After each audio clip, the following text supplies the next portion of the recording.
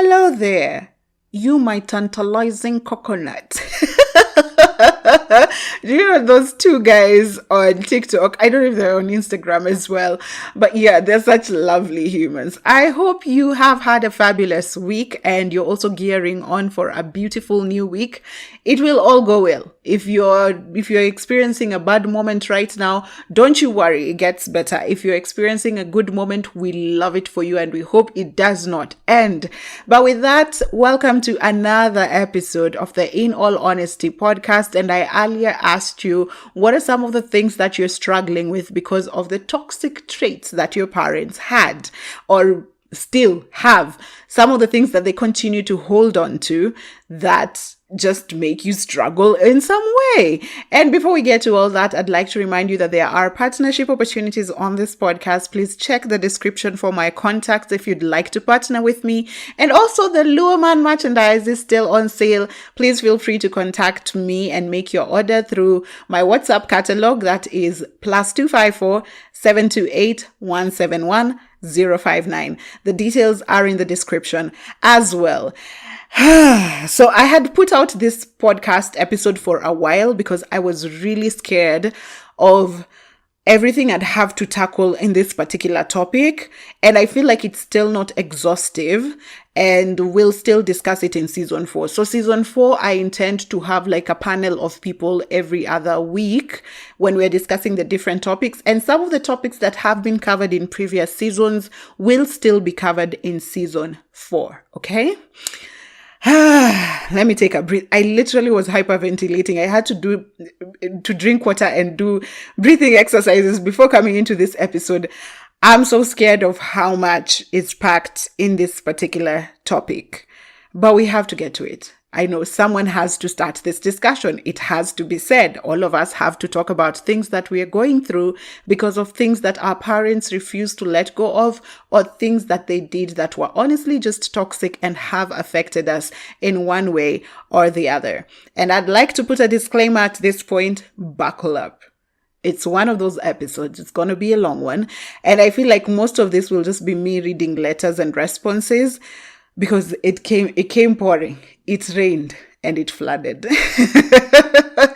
But let's get into it. On Thursdays, I put up a prompt on my socials. That way you're able to know what topic are we discussing next. And you can also contribute and chime in the comments and just feel free to talk. I feel like this is such a beautiful space that we have created where we can be open about our experiences. And here we go. What are you struggling with because of your parents' toxic traits? So these are some of the direct responses that I got directly to my prompt. The first person said, comparison, ! Comparing me to other kids. Also caring so much what other people say. Who hasn't gone through this? And for us growing up, there was a lot of comparison between us. My parents would compare me, not me so much, my siblings to our cousins. A lot of times it was like, do you see how Nani's child? Do you see how X and X's child? And when we went to school, it was because my mother is a teacher. In school, it was like there was a silent competition between teachers' kids. So you always had to match up to the other teachers' kids. And it was horrible. And right now, looking back, I'm just thinking it must have been a nightmare for other kids as well. Because I was the people pleaser. I was also a very good child. I was clean. I was disciplined. I was everything. I was passing my exams. So it must have been hectic for the other kids, for the other teachers' kids who were being compared to me. But I was also getting compared to some other people. It's hectic. And I feel like when you say comparison, and this caring about what other people will say or other people will think is a very African thing. I think we moved into an individualistic world with our parents having experienced their whole lives living in a communal society. So the only way people even held responsibility or held like the only way your status was known in life was by what word goes round about you. It was very detrimental to the brand for something bad to be rumored about you. And your family was basically your wealth. Your family was your status. Your family was what was the picture that was put out there for you. So people were very keen on their kids not embarrassing them, their husbands not embarrassing them, their wives not embarrassing them. And I think that's what our parents carried forward. And honestly, it damaged us. And it's a lot of African parenting. I won't even say it's just your parents, because this is something I feel like all of us can relate to. But yeah, the comparison. But also, I hope I'm feeling very confident that people are realizing the things that they're struggling with, because the first step is to realize that I'm struggling with this thing. And then from there, it is actually easy to address it and to actually work towards improving that particular thing. So I hope right now you're in a space where you don't compare, because we move from that space where our parents are constantly comparing us to other kids, and then we move to spaces where right now we have social media, where you're looking at the next person, you're looking at people's updates, and honestly, it's a nightmare. Second person says self-doubt. It was planted in my mind that I can't think or decide for myself, and adults are always right, always in capital. This is also something I feel all of us African kids can relate to. Kids were, I don't know if this was said where you lived, but where I grew up, it was said that kids should only be seen and not heard. And I'm so grateful for the parents that I'm seeing right now, friends and my sisters. I see them parenting, and I see them being very keen on letting their kids speak up, on hearing what their kids have to say. Sometimes it might not make sense, but it's constantly instilling a voice for the kids to speak out for themselves. And for us, we have struggled. And even as we address these things, can we also realize that our parents struggled with these things as well? Because you realize well into your adulthood, you realize your parents are way older, but there are some things they still hold. Like, I cannot talk to my husband's big brother like that. I cannot talk to someone who I assume holds a certain position. That's why our parents have placed, I would say, politicians on such a high pedestal. Like, they could be doing something completely useless, sinister, but no, we can't talk to them because they hold a higher status in life. So this is something that I think was passed on generation to generation in the African communities, and it was passed down to us. What I like about us is that we are starting to break the cycles. We are starting to just end the cycles that were toxic for us. So I understand that it came down from somewhere, but we should choose not to carry it forward.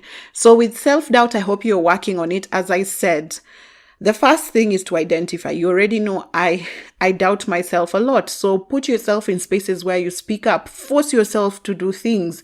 You will have to, because also we live in an extroverted world.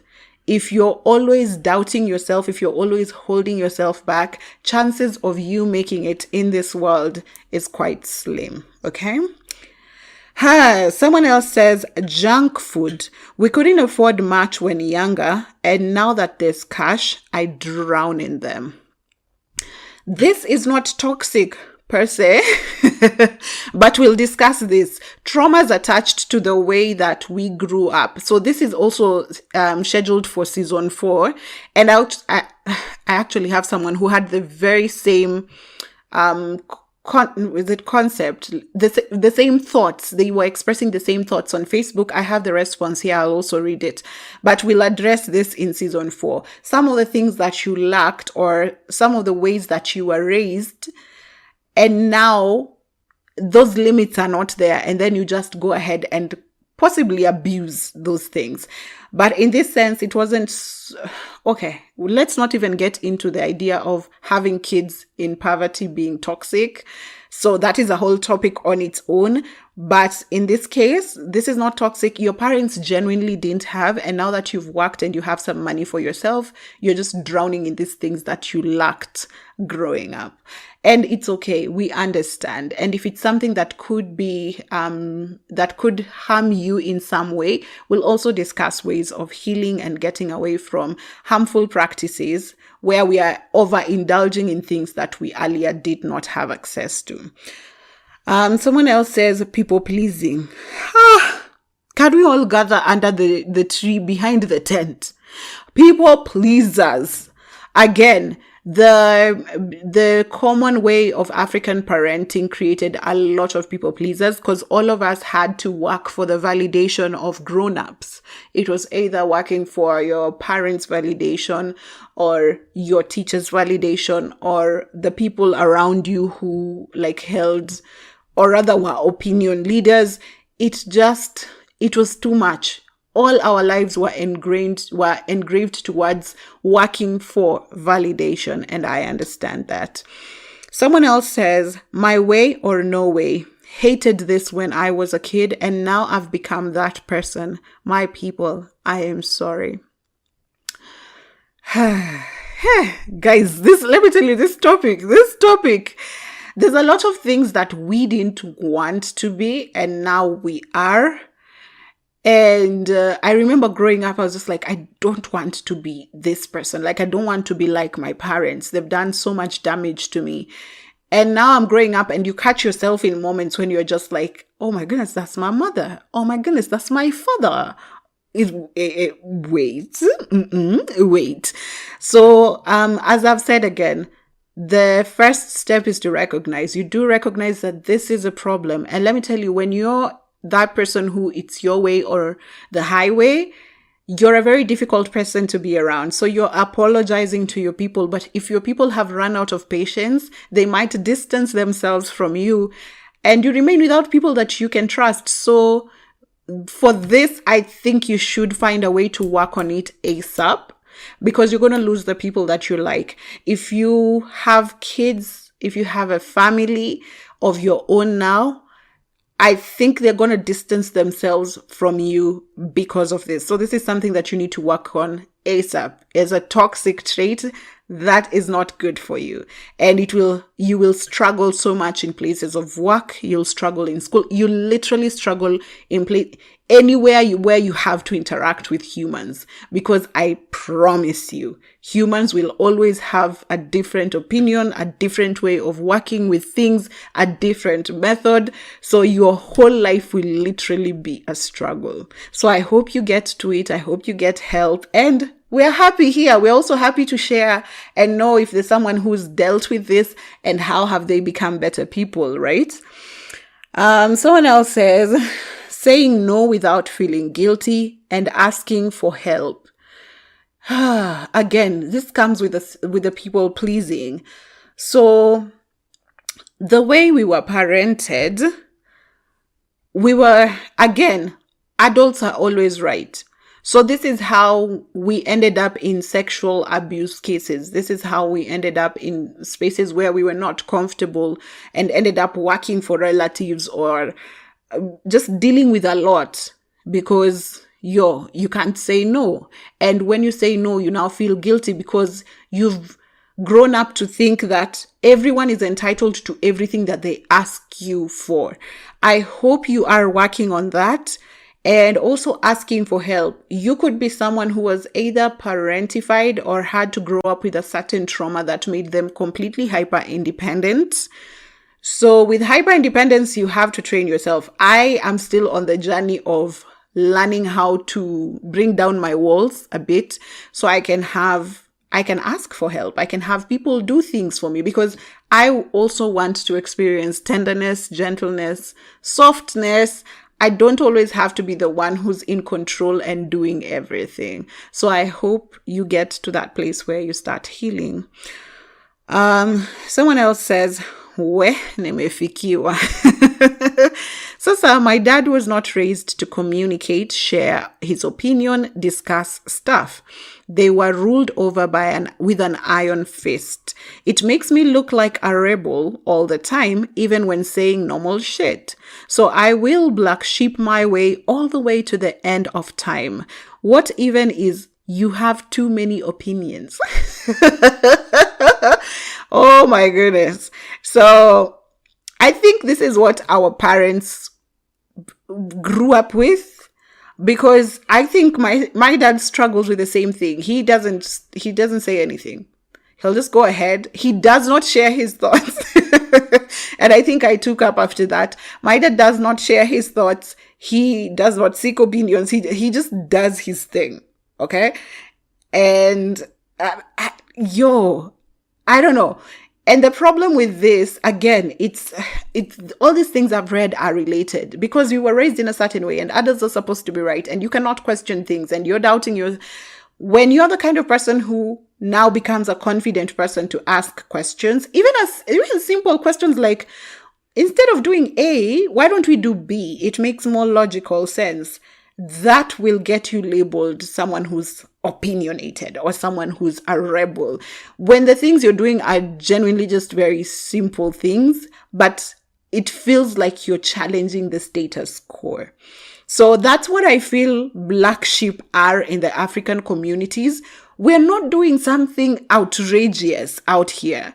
Black sheep are just asking questions, or rather challenging what has been done for years over. There's an easier way to do it. There's an alternative way to do it. There's another way to do it. Or can we try? Can we experiment? We are humans. We are bound to error. It's okay to try out new things. So you find that black sheep do not necessarily do outrageous things.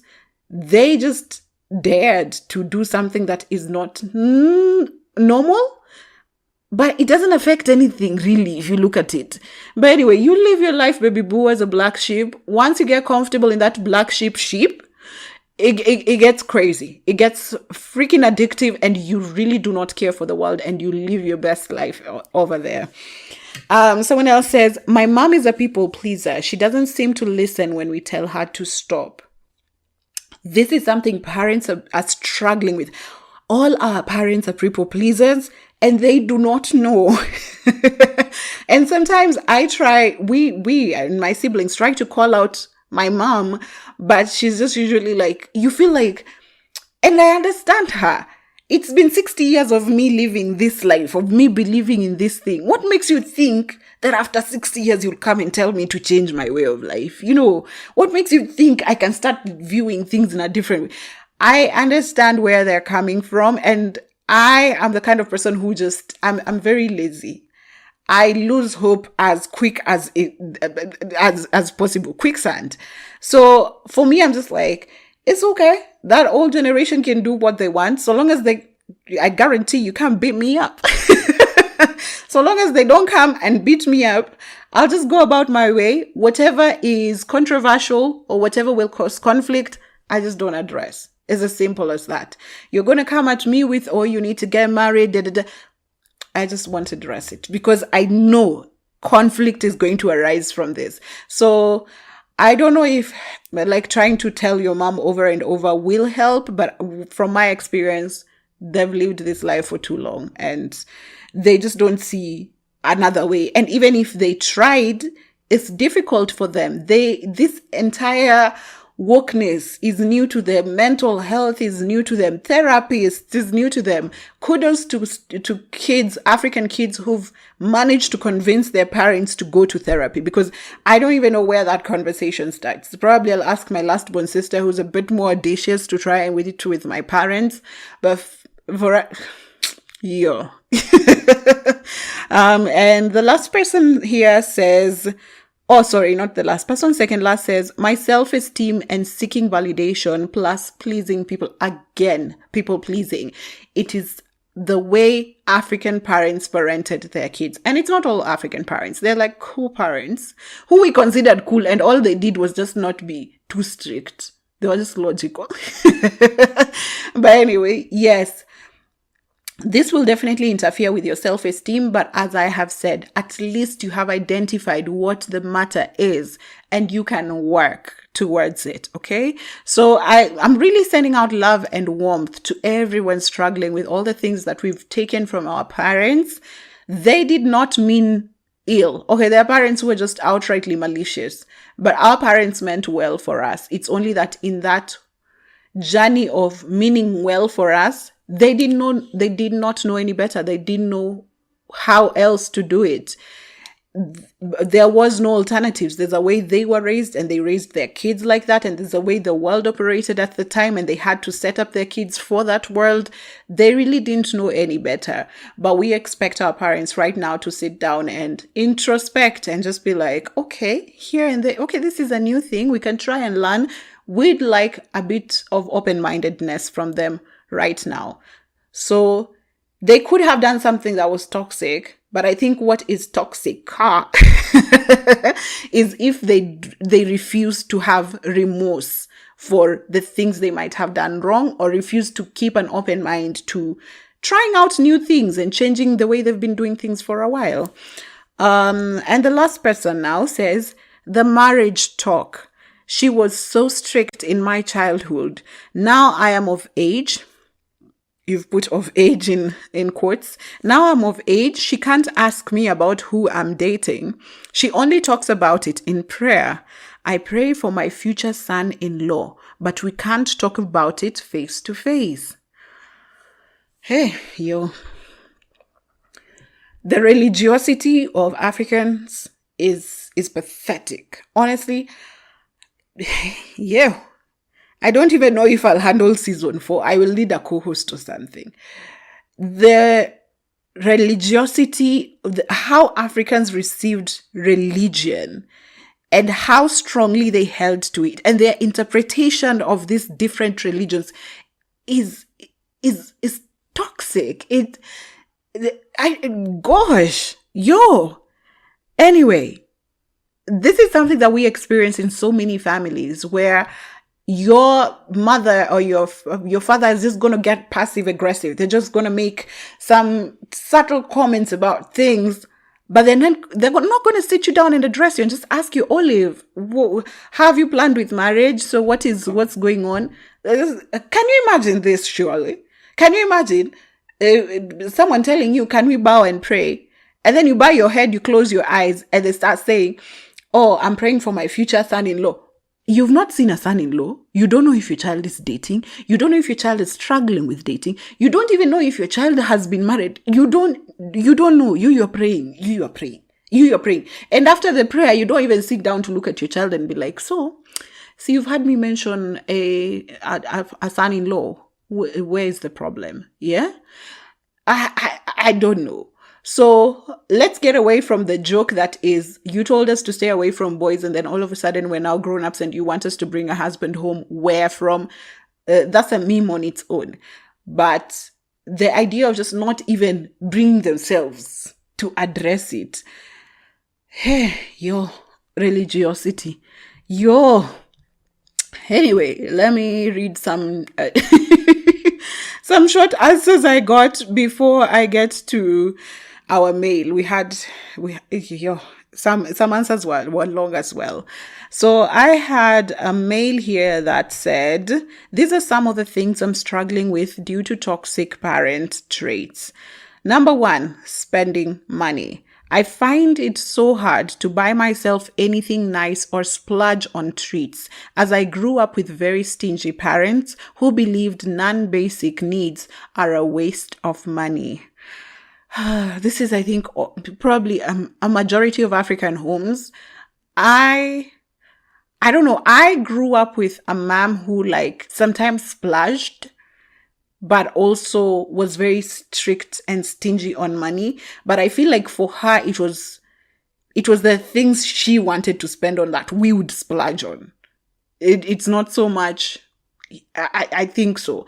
Because then she'd get very keen with every penny. Like, what did you do this with? What did you do that? Oh, we need to get a cheaper. And then sometimes she'd spend money on something and you're just like, yo, I thought you said you were broke.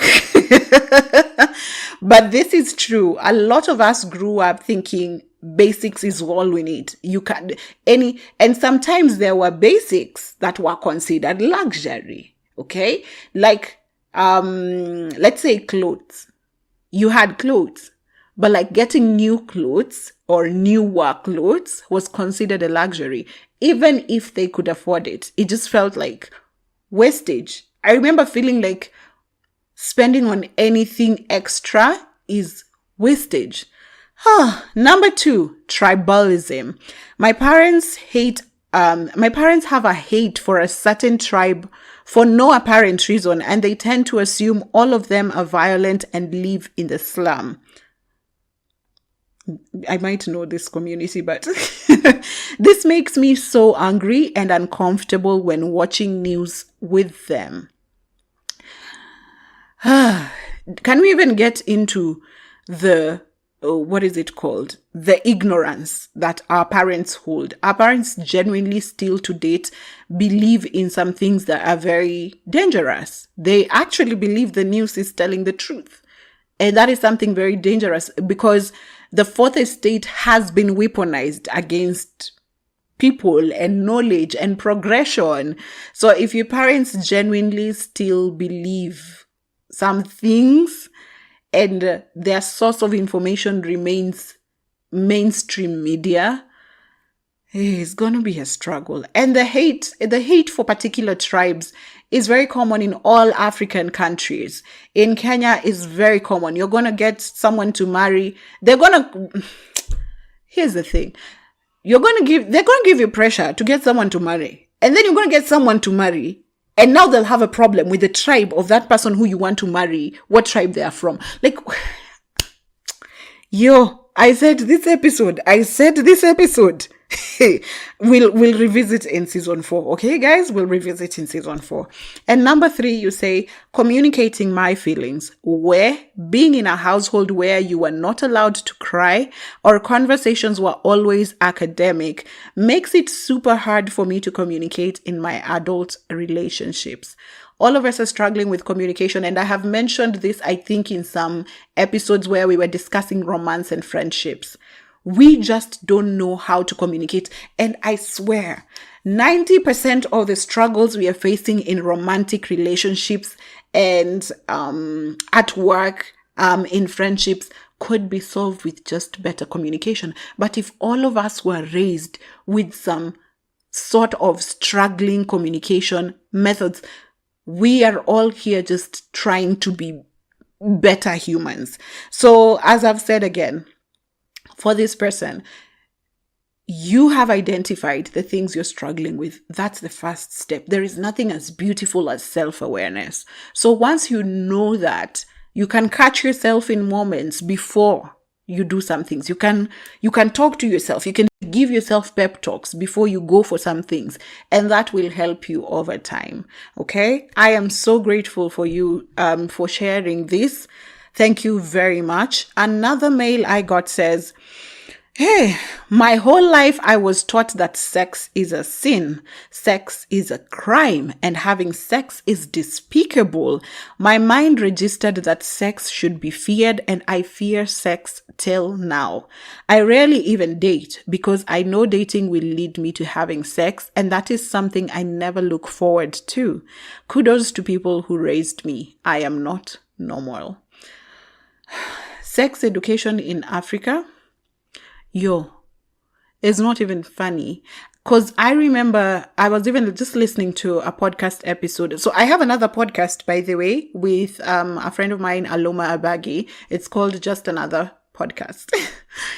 So it's on Spotify. It's on Spotify and Google Pods, right? Yes. And you can also find us on TikTok and on Instagram. Just Another Podcast 254. So it's a bit of a banter podcast, but there's some topics that we do address. And one of the things that we were talking about is how in our sex ed at the time, in primary, probably late primary school or early high school, they just showed this documentary about STDs. It was Raphael Tuju who hosts that documentary. It's called Silent Epidemic. It's now on YouTube. You can actually find it. Go find Silent Epidemics. It's graphic. So if you don't have the heart for it, please stay away. But basically, this documentary was just showing graphic pictures of like syphilis, gonorrhea infested genitals. Like, it was just horrible. And that was basically the sex ed. You're just going to be shown this, and then you're going to be told, okay, now go forth and have sex and see if this is not how your genitals will look. And it was honestly problematic. And you can imagine if that was the picture that I had in my head. And I remember even like having sex for the first time. I was just like, yes, the person I was having sex was a bit more experienced, but he used a condom, yes. But I couldn't help thinking, will I catch that thing from the Silent Epidemic documentary? Will I catch that thing? And can you imagine? Now for you cannot have sex. I don't know if that is something you want to address, or you're just comfortable in the area, like whatever space you're in. You could also just check if you're asexual, if you probably, I don't know, just check. But you should be okay in whatever space that you're in. Do as you please when it comes to sex. Just make sure that you're safe. But if it is something that is attached, I feel like if your sex life is strongly attached to a particular trauma, then you should try and address that. Please seek therapy. Find ways in which you can have this addressed, okay? But I hear you, and I'm sending out so much love. Anyway. Season 4 will have guests. I will have a wider perspective. I'll have people who have experienced other special alternative experiences. So it's just not me sharing my experience. And that way, I think you'll find other people who also relate to some of the things that you're talking about. But for now, I'm sending you so much love. I hope you get to figure it out. I hope you get, I don't know. I just hope you get to figure it out. Okay? Some more responses that I got here. Having proper conversations. It's hard to articulate, but basically I am unlearning how I handle uncomfortable conversations, not seeing all of them as personal attacks or negative criticism. Communication as well. Also, some personal shames were really not mine, but their projections. I can say I am successful in shading off most. First of all, round of applause for you for recognizing that you're holding shame that doesn't belong to you and working to shed it. We love to see it. We love the progress. We are happy for you. Sending my love and all the warmth there is to send to you. Now, the other thing, we've talked about it before, having proper conversations. We're just not able to have proper conversations. And I was telling my friend the other day, because she's a new friend, and she was very scared about how comfortable I am in my toxic traits when it comes to not having deep connections with people. And she was just like, I think you need to address it. Guy, I'm a professional ghoster. I ghost people. People cease to exist from my life. And if possible, sometimes people are wiped off my memory completely. People I have shared food with, spaces with, laughed with, people I have had beautiful experiences with. I can completely forget you. And I think that's very scary for the people I'm interacting with every single day of my life. But you're basically unlearning how to handle uncomfortable conversations. And this is something I've seen someone, Julia Gaido. She's now in It's Related, I Promise. She has her own podcast. So This Is Love. She was on Over 25, Jules. She has stated a couple of times that she actually struggles with people telling her things about herself, or rather someone addressing her. It always feels like it's an attack. Even when someone just comes to you nice, it's an attack. You're always on defense mode. So yes, that is definitely a trauma that comes from some of our parents, maybe because your side of the story was never heard. or rather you faced so much attack. You lived in a very volatile space growing up. And so it just felt like everything was geared towards harming you. So I do understand, and I understand working on that is very, very hard. And I'm sending you all my love, really. And if I find any information that I can get about, if people on my socials get to consume a lot of all of this, because if I come across anything, I'm always just happy to share. But I'm sending you so much love. Another response I got says, 1, black tax. They didn't put me through any tertiary education, and after secondary school, so I am currently in second year and paying all the fees and my rent and other bills. I don't understand how they still want me to send them money every month. End month, they blow up my phone for money I don't even have. Yes, that is black tax. Your parents are entitled to your money. And African parents believed kids are their retirement plan. And it's so sad that even for your retirement plan, you save up. Like for our pension, don't we save up? Don't you start giving like 500, 700 shillings to your pension plan from the time you start working at 18, right? All the way to when you'll cash it out when you're, 60, 70. When do we cash out our pension? It's been years of you cashing in. Why do you feel like you're not going to invest in your child and then use them as a retirement plan? Literally, you didn't take your child to tertiary education. And someone who speaks like this, you probably had the capacity to, but you did not. And now you see them surviving. You see them trying to progress themselves. And you also want to eat from that. Your parents. Anyway, I hope you've developed very harsh boundaries. I hope you've been able to communicate, or rather block out some of the things without feeling guilty, because at this point you'll have to choose yourself.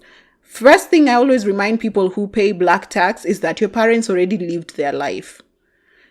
And now they want to strain your future when it's time for you to build your life. They had their 20-year time. They had their 30-year time. They should have done the things they wanted to do then. They now want, and I don't get it, they want successful kids, but are going to strain these kids, because how will I get money to save for my future that's going to be successful, that you're going to be proud of, if you drain all my money right now? And I'm going to school paying for things that you should have been paying for. Parents, I think we should even have, I think we should even have a session where we have parents on board with other people, just so that they can be called out. And I would want parents to hear that podcast as well. Number two, you say, holding on to unfounded traditional beliefs. This is your parents now. I'm currently seeing this Luo man and he wants to settle down with me. We are planning to go see his parents, but my parents won't let me marry outside my tribe. I'm Kikuyu. Love doesn't have boundaries, and I don't think I will insist on their blessings if they are unwilling to let me marry the person I'm in love with. When I replied to you, I told you, so they won't share their blessings for you to go and study, but somehow they have the power to give you blessings for your marriage. Somehow, they got the blessings somewhere, and now they are denying you these blessings, eh? But anyway, you go forth and marry who you want. You go forth and choose the people you want. If you keep on looking for validation from your parents, you're going to be highly disappointed and frustrated. So you go forth, love your Luo man in peace, be Kikuyu all you can. The two of you found each other and love each other despite you belonging to different communities. What have your parents have to tell you? Those parents who got together, both of them Kikuyu, and refused to take you to school, now they have something to say about other tribes. I don't know. Yeah, like, just continue. Do not seek for their blessings. Do not seek for their validation. It's okay to inform them. Let them know what you're up to. If they want to be part, fine. If they don't want to be part, it's okay. You're now an individual entity of your own. And I'm sending you so much love and warmth. And I hope you experience romance. I hope you finish school. I hope you pass. I hope great opportunities open for you. I'm just sending out so much love and good energy your way. Okay. Oh, sorry for the long text. I so much love your podcast. I have so much love for you as well. Never apologize for sending me long text. That is why I really don't care on this podcast. We could go for 2 hours. I do not care on this podcast. It gets longer. It gets longer. Okay. This one is a long one, guys. And sometimes I get summoned. I'm just like, am I ready? Okay. I am extremely defensive. I listen to speak, not to actually hear what the other person is saying. So if you're correcting me on something or making an observation about me that is genuine and that needs correction, in my head, I already know what to respond when you're done talking. I grew up being beaten up for stuff I genuinely didn't do. But since it's my neighbor who saw me and told my mom, that's enough evidence. That's enough evidence that I'm on the wrong. No one cared to know my side of the story, so I grew up knowing I only got me and defense is the only way to go. Again, this story comes up. We were only to be seen and never to be had. Parents genuinely believed people outside and I don't know why people believed kids didn't have brains of their own or kids are not smart. Anyway, yeah. You say, in my current job, I deal with users on a daily. So when someone calls needing help and I try to explain or help them out in the best way possible, but they still don't get it, I get very agitated. I struggled with maths in school and my dad used to beat me up. I dare say senseless because I couldn't grasp math concepts that fast.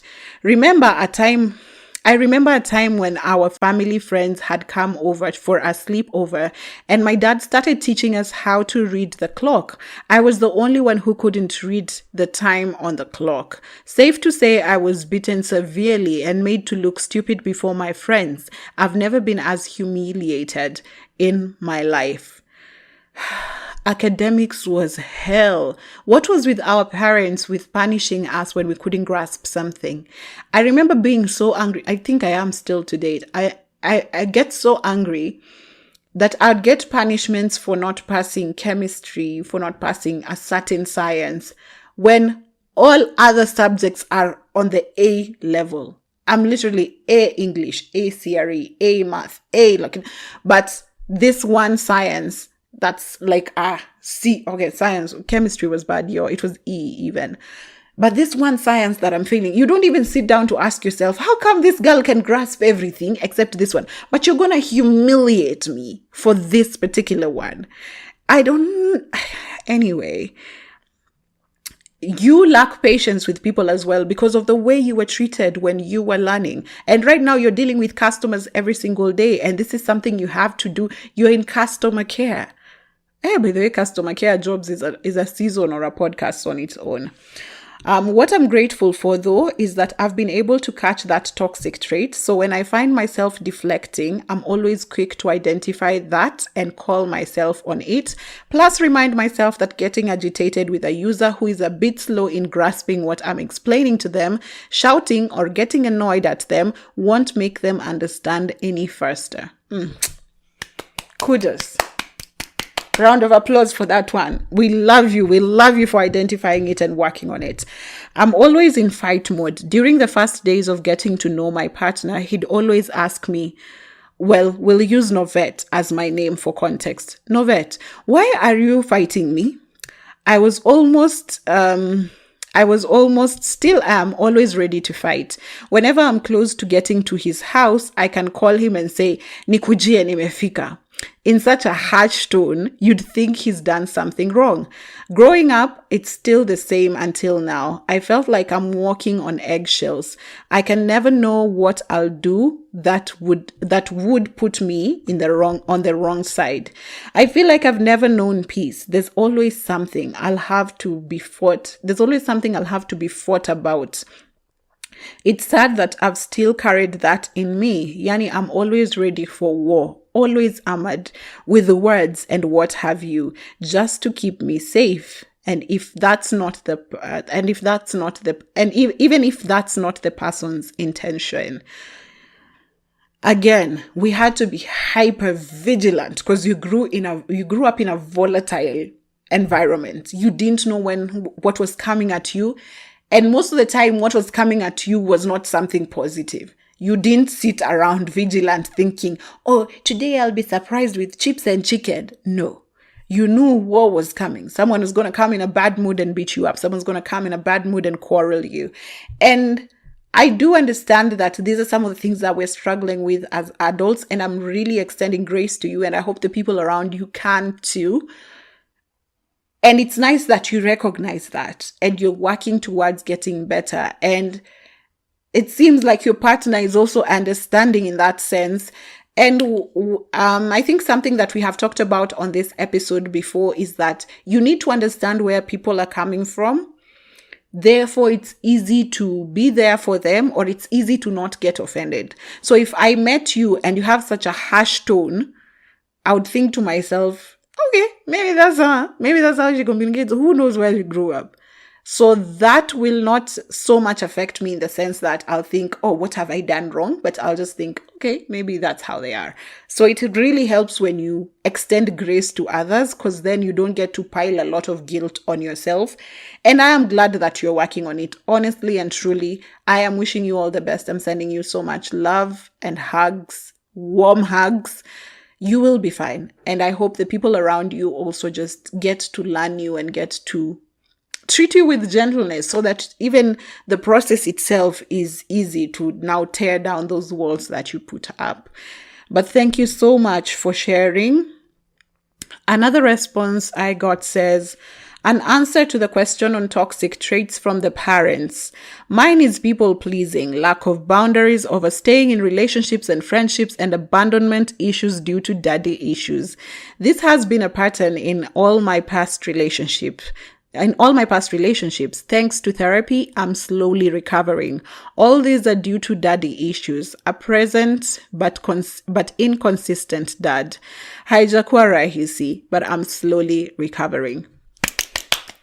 Round of applause for people going to therapy, for people who've recognized their problem, for people who were like, I want to do better, because you really don't deserve relationships where you're not getting served. You really don't deserve to be in places where you're not feeling appreciated. You really need to draw up your boundaries so that people don't take advantage of you. You need to stop bending backwards for people, because that's what people pleasing is. You will swim oceans. I beg you, from here to Canada, you will swim. You will leave the ship behind and you will swim. That you're just swimming for people. So I hope, I'm glad that you're in therapy. I'm glad that you're working on it. Love it. Love it. Another response I got says, marriage, kids. My dad and the way he used to abuse his wives. His father too. I left a 4-year relationship recently, partially because it was now looking serious and he began making me ask for permission to do things and submit to him as if I was his wife. To be honest, the ideology of being a wife or a mother to someone scares me shitless. It's like bondage of ownership of some sort. I don't know if I will get married or have kids because I feel I don't want it, but I'm also a sucker for love. And the little girl in me wants to get married. Messed up quagmire this is. So I replied to you and told you I have the very same problem. I'm a romantic at heart. I am a hopeless romantic. I love love. I love the fairy tale love. But I'm not willing to be a mother, first of all, and I'm not willing to be a wife. I don't want those two things, but I want the fucking fairy tale story. So yeah, Here we are. But you say that marriage and kids is not in your vision because of the way you saw your parents, your dad treat his 4 wives. Did you say 4 wives? Wait a minute. He used to abuse his wives. So there's more than one. Okay. There's more than one wife. And also you saw his father, that is your grandfather, also treat his wives in a certain way. And this affects you a lot. What I felt that you had a power move in the sense that you sensed something very quickly and left. I feel like that's a power move because how people respond to daddy issues is actually overstaying in relationships that do not serve them. So I feel like you're doing a really good job standing up for yourself and having established already the idea that I don't want marriage and I don't want kids. So I'm in this space where I'm looking for love, and it better be love that is romantic without these two things. And here's the thing I keep saying, because I feel like I want such an unconventional type of romance. I usually said, if there exists someone like me, if there exists me, there must be someone else out there like me. And that's the person I will not settle until I find someone who doesn't want to have kids, someone who doesn't want to have marriage, someone who wants a romantic relationship, someone who wants a love that is gentle and kind and soft. If I can offer those things, I believe there's someone out there who can offer them as well. And if I don't get it, I'm not mad being single either. I love it where I am. A relationship or someone who will match up my romance expectations is just a bonus. I am not lacking anything as a single person as is right now. So we will have to unpack the traumas from your dad and how you saw your dad treat his wives. That in itself, I like how you're taking back your power and you're very confident. You left a 4-year relationship like you were walking out of a room, just because you noticed something that was off and you were like, I am not ready for this. I don't think I'm ready to tell someone to ask for permission as if I'm dealing with a parent or a teacher. So I love that for you. And thank you for sharing. Someone else says, was brought up by a single mom, toxic as fuck. I've realized I'm too hyper independent even when in relationships. I give off too much masculine energy. In friendships, I'm like a mother. I don't believe people can help me, so I end up just facing everything on my own.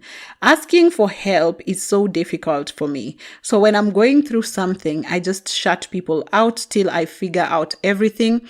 I thought it was normal until I realized it's actually toxic. Sometimes it might be confused for narcissism, while it's just my trauma. Looking back, I've realized this is how exactly my mom is and has never been in relationships. So, I told you that your mom growing up, probably as a single mother, your mom was on survival mode. And survival mode is not good for anyone. And of course, by extension, no one should be on survival mode when they're parenting. And so she just had to make sure you're alive. She didn't have the time to take care of your emotional needs. She just needed to put a roof over your head, food in your tummy, some clothes on your back. And I think that is what you took up because you saw your mom do everything for herself. And probably being a single mom, she knew she was by herself. There is no one having her back. Probably the world has turned their backs on her so many times. And by extension, you just took that up because that's how you and your mom just lived together. And so now, again, I say it's a good thing to recognize that the trauma you have and where it's coming from so that you can be able to address it well. So just be keen to work on it. Be keen to be softer. Be keen to extend yourself grace. Start tearing down those walls. Start being comfortable with being treated. Hey, this one is difficult. Start asking for help even if it's very difficult, because that's what happens with hyper-independent people. You never ask for help, but since you're such a fortress, everyone comes to you. And I was hyper-independent. I am glad that I don't know if I'm still hyper independent, but right now I feel like I'm better. I feel like I can ask for help confidently. I feel like sometimes I tell people, no, I can't do that. Nah, no, I'm not coming to your rescue. I stopped mothering friends because I realized you become the mother hen everywhere you go. And now everyone is relying on you. You become the mother hen for your family, for your romantic relationships, for your friends. And it gets exhausting because at the end of the day, you're human. You might have been given a bit more strength and stamina to probably deal with humans or probably help. But at the end of the day, it doesn't make you any less human and you're going to burn out. So I hope you get to tear down those walls. I hope at some point in your life you get to experience softness and gentleness and what it feels like to also be taken care of. And lots of love to your mom as well. I hope she gets to experience that as well, even in whatever age she's in. I hope she also gets someone who just takes care of her. She just understands what it feels like to trust someone and trust that they will come through fully and wholly and they will not want something in return. So, yeah, I hope so. I thought I told you to buckle up. Click next episode for part 2.